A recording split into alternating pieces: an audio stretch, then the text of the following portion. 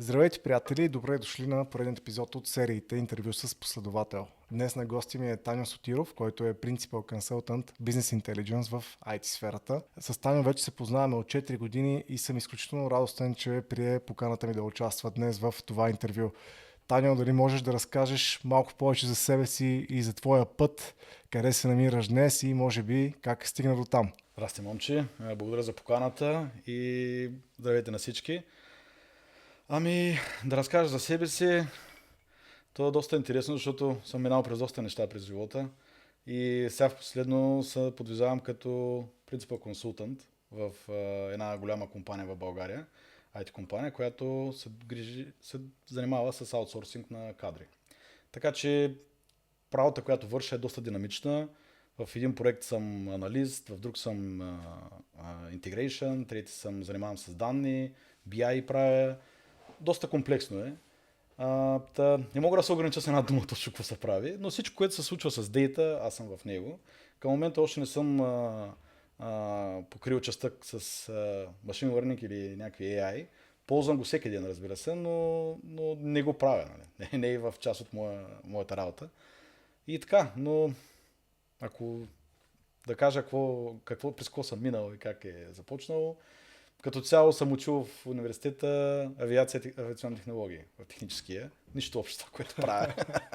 Но така се получи, нали? Това ми беше желанието като още ученик. Завърших технически университет. После почнах да работя различни работи, докато намеря подходяща реализация в сферата.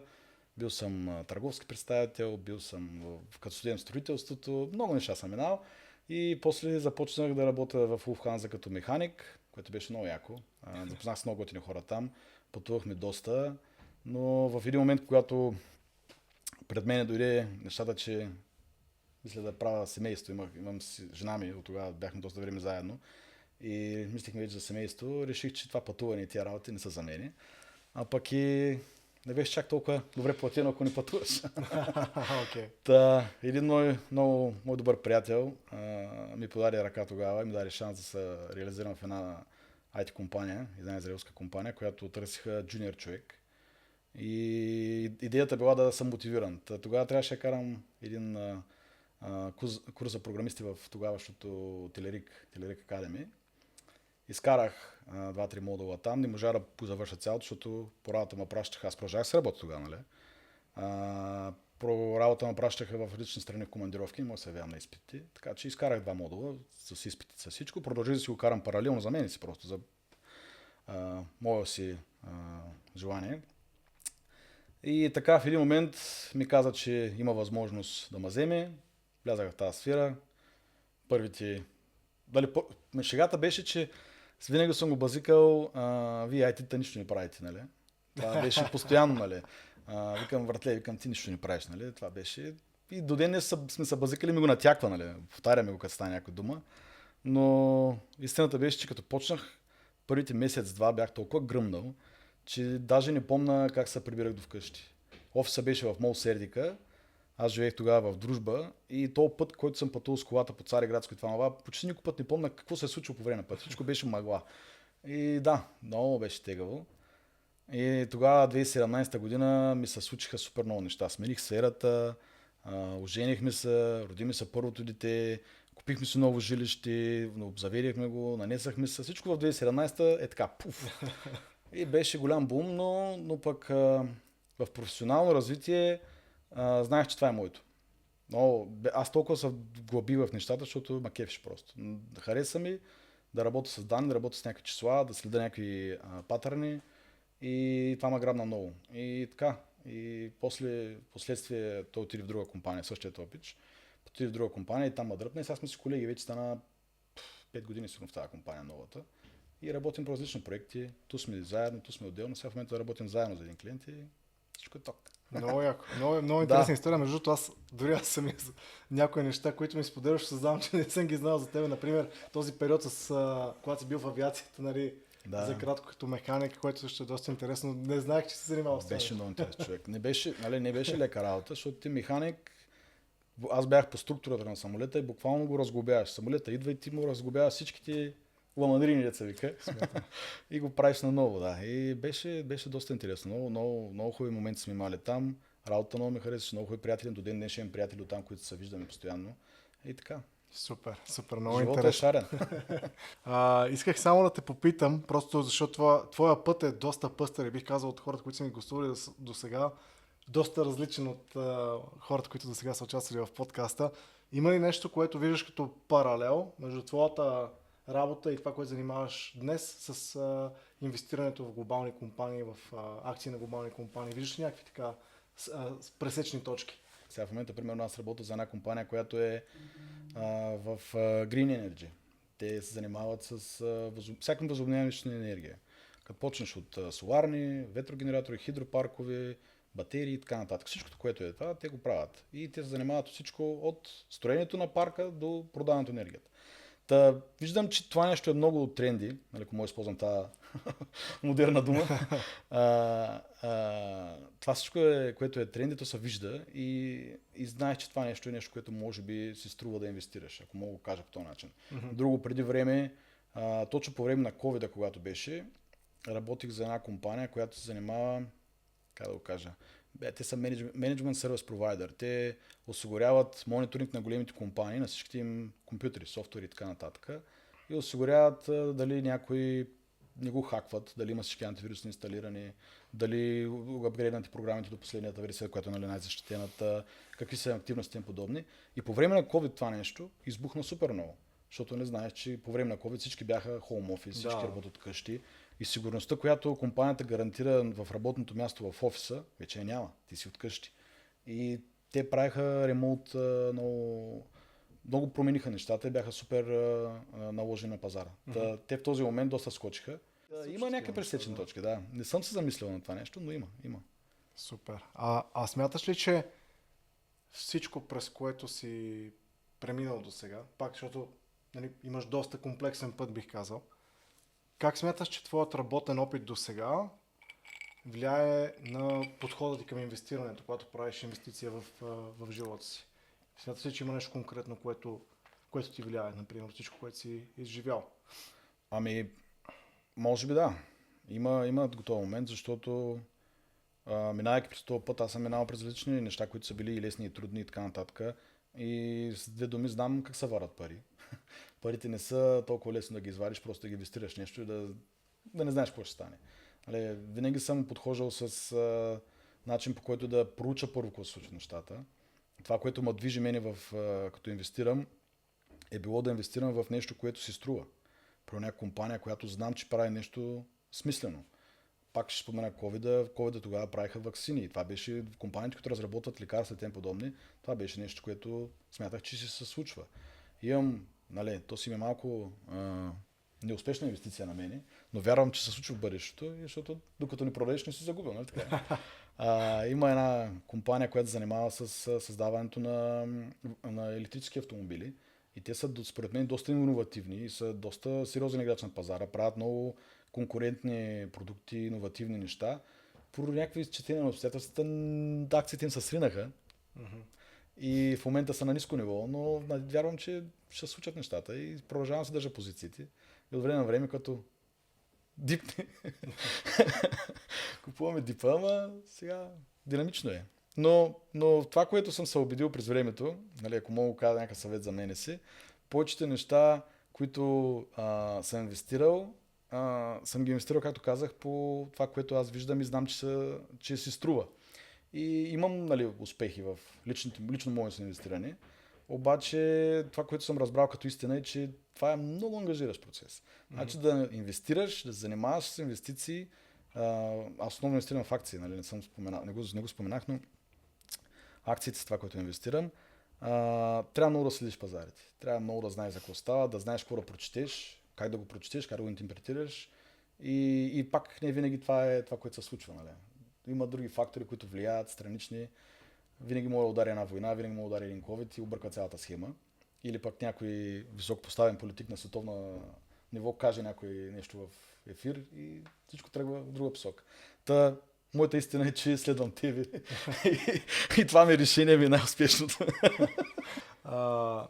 Тъй като си говорим за инвестирането, Има една ключова тема и аз мисля, че ти е загадна контекстуално в някои от нещата, които каза. Става въпрос за риска. Mm-hmm. И ми беше много интересно, тъй като темата за управлението на риска е ключова в инвестирането. Ако се върна към твоята работа, защото такъв човек пак, да ни казвам, не е гостувал, как подходиш към управлението на риска? Защото аз съм сигурен, че когато консултирате компании, работите плътно, нали, с някой голям клиент, със сигурност има места, където нещата могат много да се объркат, абсолютно, ако не се действа правилно, ако не се действа рационално. Та ми е интересно как подходиш към концепция за управление на риска, но в твоята професия и работа. Професионално? Да. Професионално всичко гледаме да се изпипа, за да няма риск, нали, да се минимализира. Винаги го има. Това абсолютно, ако някой ти каже, че нещо е безрисково, това е табу. Това няма такова нещо, някъде да стане. Подхождаме така, че да премерим всичките неща, които са възможни. В началото, като почнах кариерното си развитие, нали, доста неща не знаех, доста неща удариха по време на работа, нали, объркват ми сметките. Но с времето, като трупаш опит и знаеш, че това ти се е случило, знаеш как да го превъзмогнеш, гледаш някакви други best practices, които хората са прилагали, почваш да ги прилагаш в твоята работа и общо взето архитектурно, като погледнем нещата, като тръгнем да правим някакъв проект, така се подреждаме нещата, че да погребим всички точки. Но работим с хора и винаги има някой, който може да обърка нещата. Винаги може да сложи в някаква ситуация, която е непредвидима и да не мога да го покриеш. Пресен случай от тази седмица, направили сме всичко перфектно, работи си и някой от клиентска страна от юзерите, защото юзера, това са хората, които го използват, решават, че ще отиде да изтри някакви данни ръчно от source системата. Това е нещо, което не мога да предвидиш и обърка цялата логика. И бизнесът почна да звъни, защо не виждам тези неща, това го направиха. Но това са неща, които не мога да покриеш. Те винаги има, но това, което е генералния подход и генералните случаи, които могат да се случат, гледам да ги покрием. Така че винаги гледам риска да го покрия. Просто ми беше интересно, пак опитвам се да почерпя от твоя поглед, от това, което ти правиш.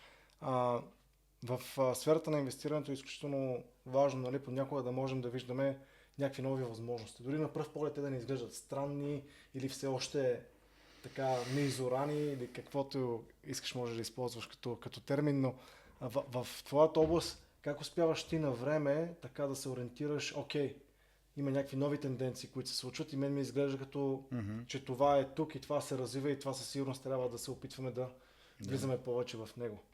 Директно ще отговоря. В моята работа ние си планираме нещата на спринтови, които са на 3 седмици. И примерно до тези 3 седмици, поне 1-2 дена, някой от екипа отделя време да разучава някакви неща. Примерно някой, защото всички от екипа сме хора, които са доста на добро ниво, доста си държат на работа и са запалени от това, което правим. И винаги следим някакви хора, някакви тенденции, някакви канали следим по нашата си сфера. И като излезе нещо ново, имаме такива седмични срещи, кофе митинг, петък сутринта. Предложихме да го правим уиски митинг, но нямаше да е продуктивно, както да е сега. Винаги някой споделя някой нещо ново. Видял нещо, може ли да се приложи, как може да се случи това при нас. И се отделя някакви 1-2 дена от този спринт, тези 3 седмици, някой да го проучи. Някой път се случва да има 1-2-3 неща, някой път няма. То не е фиксирано, но следим винаги пазара, какво се случва. Туловите, софтуерите, които ползваме, винаги следим какви са им новите неща, как може да се приложи това при нас. И почти винаги нашата максимална екипа е автоматизация. Ако може да направим нещо, което да се автоматизира и нещо да е процес, който да го правим вместо нас, е най-добре, защото ти не може да следиш. Данните са живи, те дори и да спим, те се движат. Хора, някакви работи се сменят, се случват някакви неща и нещо трябва да ги следи. И гледаме да е автоматично. Според теб, да се върна пак малко и към темата за инвестирането, кои са най-важните качества, които според теб един човек, ако иска да инвестира успешно, като цяло е хубаво да култивира в себе си, да ги поразвие малко? Да е критичен към това, което чете. Светът е много глобален и навсякъде сме в социални мрежи, какви ли не глупости виждаме по цял ден в интернет, от всякъде да залива информация, която голяма част не е някой просто си го написал, нали? Не е истина, да не кажем глупости, ама глупости са. Човек трябва да е критичен. Трябва винаги да проверя какво чете, какво вижда и дали това отговаря на истината. Другото, което е, ако искаш да се случват нещата, хем трябва, то е сложно, защото хем трябва да имаш коража да правиш рискови, да рискуваш някакви неща, хем да имаш спирачката, че не може да се фърли с главата надолу. Нали, трябва да го има това нещо. Не мога да кажа с 2-3 думи, сложно е това нещо. А как смяташ, пак се опитвам така да поема още малко информация от кухнята, тъй като винаги е интересно, когато имаме различни хора като теб с по-различен поглед и опит. Ти като човек, който така е консултант в IT сектора, според теб следващите години, да речем 5, нали, да не е супер дълго във времето, но как ще се променят нещата като цяло в IT сферата в бъдеще, не знам, виждаш някакви тенденции, които ти правят силно впечатление? На къде отиват нещата, то доста се вижда в мрежите как се коментира и се говори, особено в нашите среди.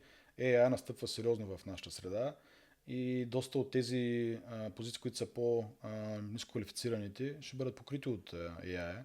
Те ще бъдат покрити от AI. AI ще им вземе тяхната работа. Но ако ти си един професионалист, който държи на своето, иска да се развива и следи новите тенденции, все ще успееш да се намериш сферата. IT сферата ще продължи да се развива, защото колкото и отдавна да се говори това нещо, данните все повече и повече се увеличават. Информацията е много повече, света върви глобално, на всяка всичко да се компютъризира и да се дигитализира и така нататък. Ще има нужда от такива хора. Няма да изчезне това нещо. Просто трябва да държиш да си квалифициран, трябва да си гониш интереси. А имаш ли нещо като така, да го наречем философия, която те е водила през живота ти като цяло в каквото и да правиш, работно, инвестиционно, лично? Имаш ли някакви силно изградени вярвания?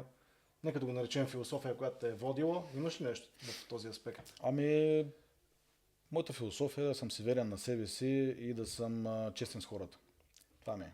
Много мраза някой, който да ме лъжи по някакъв начин. Значи, ако някой ме излъжи за нещо и то някой го фана после това или някакво сериозно, това за мен е граница. Много сериозна граница ти е нарушил, да. Обичам хората са честни, обичам да си говорим истини. Нали, това е което е моето. Да.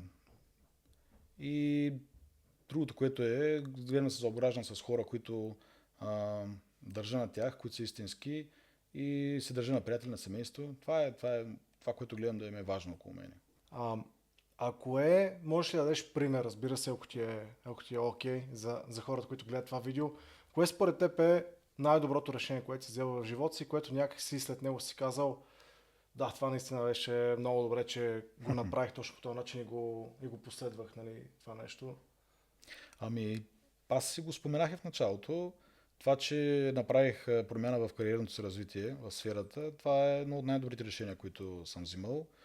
Нали, това е благодарност на този мой приятел, който споменах, че той ме насочи в тази посока, че жена ме подкрепи в този момент, и защото това е сериозно решение, нали, да смениш коренно сферата и в този момент тя беше бременна, това беше много тежко решение. Но както да е, направих промяната, разбрах, че това нещо е моето, хареса ми и просто се ударах на това нещо и се развивам. Нали. Гони си интереса. Ако някъде нещо не ти достига, в случая, нали, не искам да казвам, че в авиацията, като работих, не ми е харесвало. Също много ми харесва. Аз много обичам да правя някакви неща с ръце. Нещо да чувъркам, да си правя. Но ми липсваше това, че нямах финансовата сигурност да подсигуря семейство. Това беше една от причините да смена кариерата. И сега не съжалявам. Работа ми харесва, финансово съм си подсигурен добре. Направих тази промяна, движейки се от идеята, че ще имам семейство, защото аз го направих за семейството основно. Сега трудно е да вземеш такова решение. Наистина, ако се върна назад във времето, беше много трудно да взема такова решение. Но, както казах, идеята им беше да имам семейство, да имам деца. Слава Богу, имам си те прекрасни деца. И да. А от тези, които ни гледат, ако се окаже, че има хора, които споделят сходен път с теб, да речем, че работят нещо сходно на това да си, например, като консултант в IT индустрията, но, примерно, никога не са инвестирали, никога не са занимавали с инвестиране. Какво би им казал с една-две думи за инвестирането, ако те никога не са се докосвали до тази тема? Съжалявам, закъсняли сте. Най-добрият момент да инвестираш е бил вчера. Това си е шега, но наистина си е така, защото Дори да инвестираш в нещо, което е с много минимален риск. Това са неща, които винаги върват нагоре. Те няма да тръгнат надолу. Нали, ако ти те е страх да се инвестираш в нещо по твое решение, дали ще купиш тази компания в една компания, окей, нали, това си рисковано, не си запознат, добре, но в нещо такова инвестирай. Те винаги върват нещата нагоре. И парите сами си растат. Това ти нищо не правиш. Нали, това е купуваш и то си расте. И друго, което бих казал на хората, които не са инвестирали и те първо искат да го правят, не инвестирай на куп, прави си на части. Примерно това, което аз следвам, е една сума, която съм си определил на 15 число на заплата на време, так се заминава. И тя всеки месец по равни порции. Между другото, изпревари, имах такъв въпрос, именно ще да те питам дали имаш структуриран план, който следваш, когато инвестираш, или си по-скоро хаотичен и от време на време просто решаваш, че го правиш, но в други моменти съответно не го правиш, но ти си доста систематичен по Има систематичен подход, нали, както казах. Всеки месец, продължение вече на над 4 години го правя.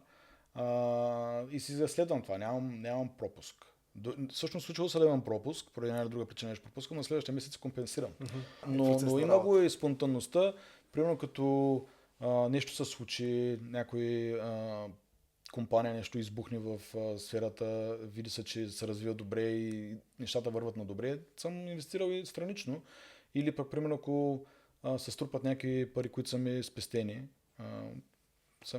останали са в банката, не ги държа в банката, инвестирам ги, защото не виждам смисъл да стоят там.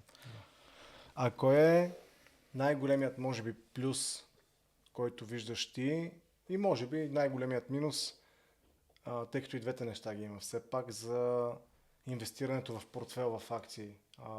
Как гледаш ти на това нещо?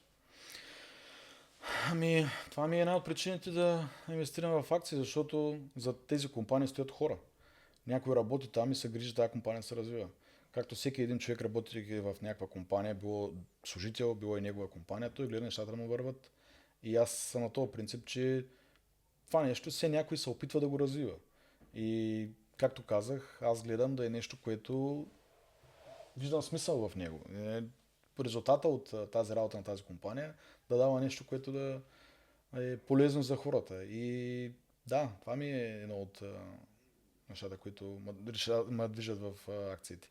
Имотния пазар, ако ще ме питаш за имотния пазар, дали ще инвестирам, той за имотите е същата максима, че най-хубавият момент да инвестираш в имот е вчера, но някак си ми е много ми е, как да го кажа, много пари на едно място. Много е централизирано.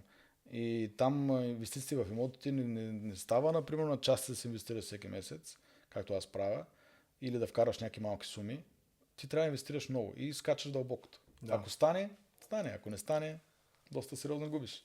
Исках да те попитам, имаш ли някаква дългосрочна цел, която гониш, когато инвестираш, или по-скоро гледаш на това като нещо, което е като полезен навик във времето, както да се храним добре, да тренираме? В смисъл, имаш ли нещо конкретно, което целиш, или по-скоро имаш базови цели и по-общи? Да речем? Конкретна цел не съм си поставил, нали, нямам някакъв дедлайн кога ще изтегля парите, които съм инвестирал, нали, да си ги пръскам. Но това, което съм казал и на съпругата ми, още като почна да инвестирам, че идеята на тези инвестиции, които правя, е да се пенсионираме на 45-50 и да си живеем живота. Нали, това ми е като една цел, да може да си подсигури живота за напред и в един даден етап от времето, примерно да кажем на 50 години, да се занимавам само с консултантство от време на време, не на пълен работен ден и да си живее живота. Искам да те питам по-широко в живота. Това на пръв поглед термина, който ще използвам, звучи строго инвестиционен, но мен ми е интересно как ти гледаш на целия живот. Според тебе, коя е най-добрата инвестиция? Зададем така общо въпроса, без да слагам никаква рамка и не говорим само за инвестиране. Коя е най-добрата инвестиция, която човек може да направи според теб, не според хората? Най-добрата инвестиция, която човек може да направи за себе си, е да изгради семейство. Това е най-голямата инвестиция, която може да направиш. Да. Значи, каквото да правиш, каквито и пари да изкарваш, за мен, от моята гледна точка, смисъл на живота е да оставиш нещо за себе си. И това не е физически и материално някакво такова. Семейството, децата, просто са нещо, което е най-важното за мен, най-добрата инвестиция, която може да направиш. Наистина трябва да имаме деца, трябва да има раждаемост, обаче нещата не са толкова розови, защото всичко се носи в София, всичко пристига в София, града расте с неимоверни темпове и няма подсигуровка за тези деца, които се раждат. Сега, училища, градини, това просто е някакъв кошмар. Не искаш да попадаш в него, но ти го пожелавам да попаднеш, нали? Всеки трябва да растем като население. Даже 2 деца са минимума, който трябва да имаш.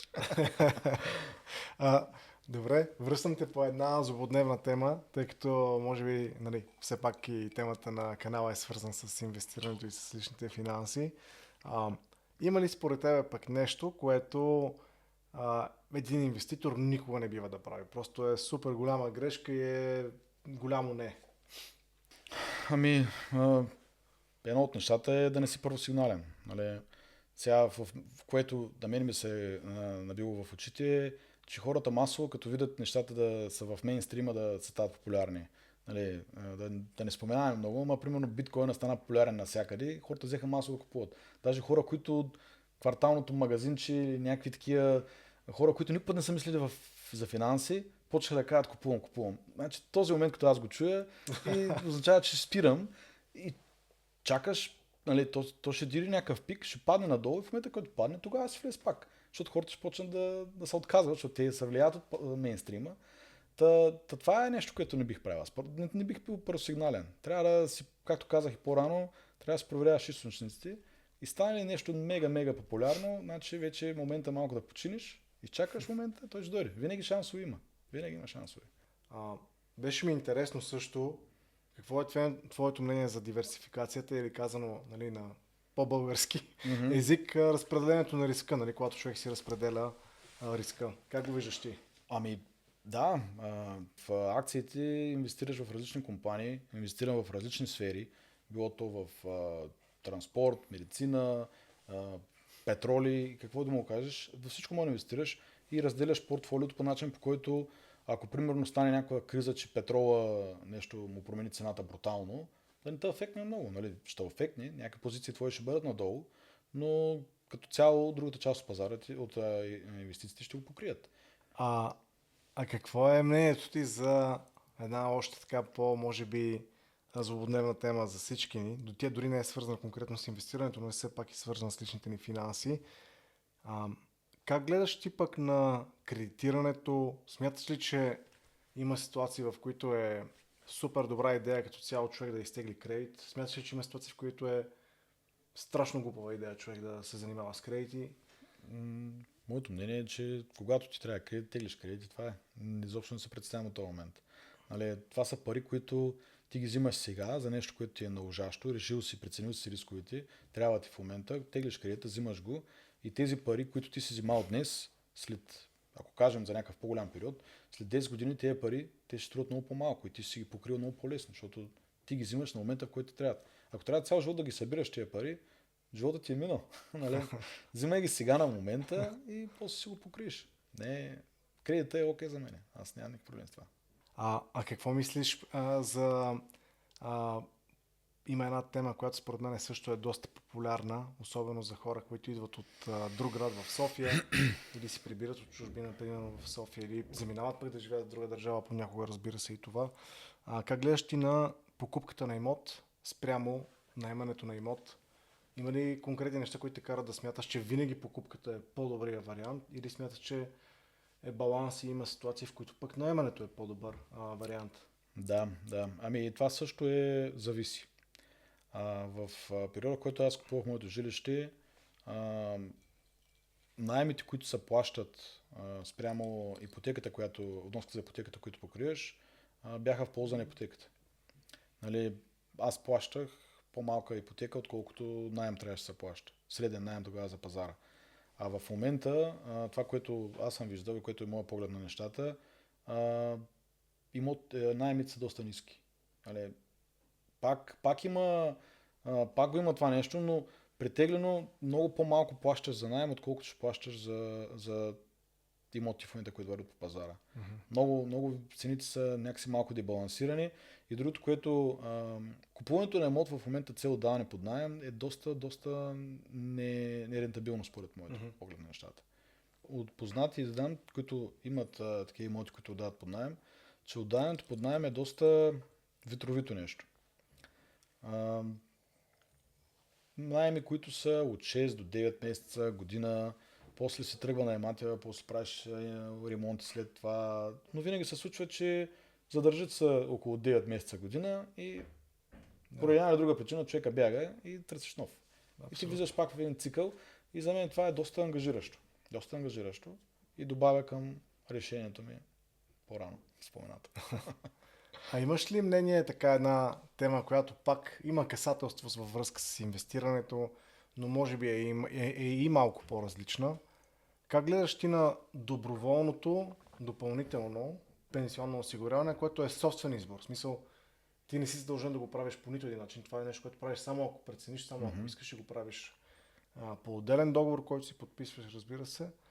Но имаш ли мнение по тази тема или по-скоро не си задълбавал там? Не съм задълбавал. Това, което съм направил като решение за... То не е по-скоро за мен, то е по-скоро за децата. Избрах им такъв и на двете от тези, които са стандартните инвестиционни застраховки. Нали, застраховка живот на мое име в полза на децата. И на двете съм направил такива, които регулярно си пускам някаква сума за тях всеки месец и с идеята, че в един ден тези пари, като станат на 18, ще ги имат налични. Това е извън инвестиции, които имам, но то също е инвестиция, защото тези страховки те оперират през различни фондове и тези пари се въртат също. Аз съм ги сложил на малък риск, защото моята идея там е да са почти безрискови, което няма къде да стане, нали? Но за пенсионното не съм се замислял. Ти изпревари, между другото, другия ми въпрос. Беше ми интересно също така какво мислиш като цяло за живото, за страховането, как го виждаш, защо смяташ, че така може да има и то своят смисъл? Това нещо си има смисъл, ти никога не знаеш какво ще се случи. Нали? Никой да не предизвикаме съдба и това, обаче живота се случва и е непредвидим. Живия живот е динамичен. А по една друга тема исках също да те попитам и ми беше интересно как го виждаш през твоята призма. Как гледаш ти на обесценката на парите във времето на инфлацията? Въобще, как гледаш на тези процеси? Това са все неща, които се случват постоянно. Парите винаги са обесценени. Това си е... Нали, в един момент с по-висок тем, друг с по-нисък, но това се случва. Това нещо расте и в обесценяването на парите пък паралелно се спада, цената им пада все повече и повече.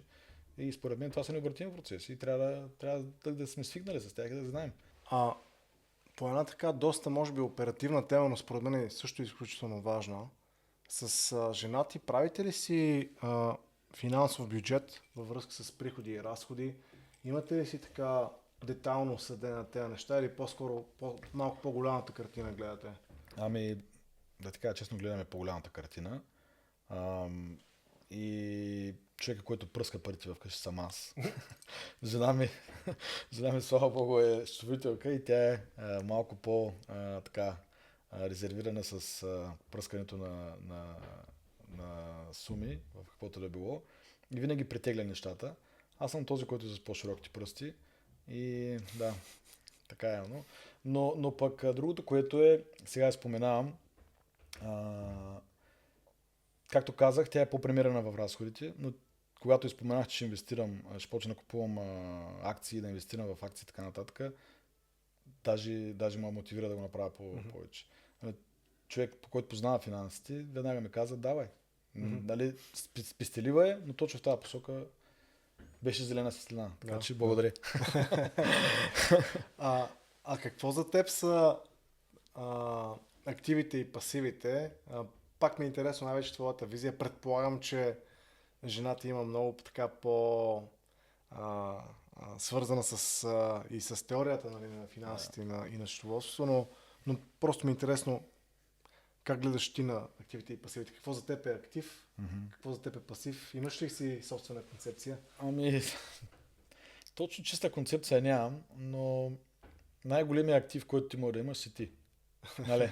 За мен това е нещо, ти трябва да се стремиш да си по-добър, по-продуктивен в професионален, в личен план, трябва да бъдеш, от следващия ден трябва да бъдеш по-доброто аз. Какво са активите? Ами, за мен актив е да имаш нещо. То си генерално правило, нали? Нещо, което може да печелиш от него. Имота е най-добрият пример.